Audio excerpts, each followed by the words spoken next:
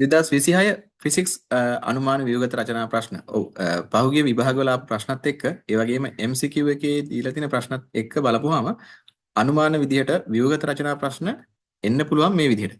ඒ කියන්නේ පළවෙනියට ගත්තොත් එහෙම යූනලයක් භාවිතයෙන් ද්‍රවයක සාපේක්ෂ ඝනත්වය සෙවීම, ඒ වගේම හේයා උපකරණයේ භාවිතයෙන් ද්‍රවයක සාපේක්ෂ ඝනත්වය සෙවීම කියන ප්‍රැක්ටිකල් එකේ මේ සම්භාවිතාවයක් තියෙනවා. ඒ වගේම දෙවෙනි ප්‍රශ්න විදිහට සිසිලන ක්‍රමයෙන් ද්‍රවයක විශිෂ්ට දාබ්දාරිතාව සෙවීම, ඒ වගේම තමයි මතක ඇති කැලරි මීටරයක් ඇසුරෙන් වාතයේ සාපේක්ෂ ඝනත්වය සෙවීම කියලා ප්‍රැක්ටිකල් එකක් තියෙනවා. ඒකත් මේ පාර වැඩි නැඹුරුතාවයක් තියෙනවා එක්සෑම් එකට එන්න. තුන්වෙනි ප්‍රශ්නේ ගත්තොත් එහෙම චල අන්වීක්ෂය හා වීදුරු කුට්ටයක් භාවිතයෙන් වීදුරු වල වර්තනාංකය සෙවීම. මතක ඇති මේ ප්‍රැක්ටිකල් එක.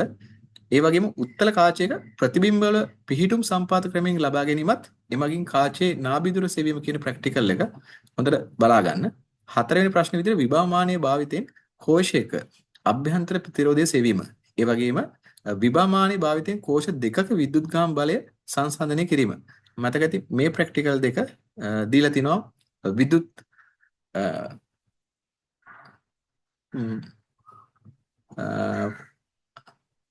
ධාරාව සම්බන්ධ පාඩමේ.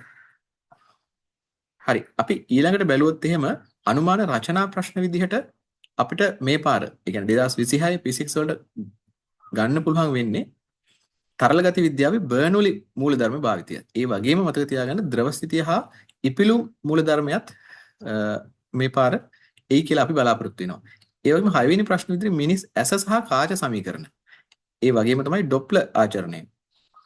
අනිත් පැත්තට 7 වෙනි ප්‍රශ්නේ ගත්තොත් පෘෂ්ඨික ආතතිය භාවිතයෙන් තියෙන ගණන්, ඒ වගේම දුෂ්ටාවිතාවය සහ ආන්තු ප්‍රවේගය මේ සම්බන්ධව ගණන් එන්න පුළුවන්. ඒ කියන්නේ ගෝලයක ආන්ත ප්‍රවේගය ලැබීම.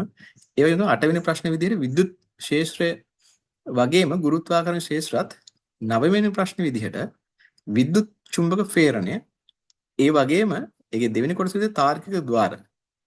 අනිත් පැත්තට 10 වෙනි ප්‍රශ්නේ විදිහට වාෂ්පීතිය හා ආර්ද්‍රතාවය, ඒ වගේම ප්‍රකාශ විද්‍යුත් ආචරණය කියන පාඩම් වලින් රචනා ප්‍රශ්න ඒමේ වැඩි නැඹුරුතාවයක් තියෙනවා.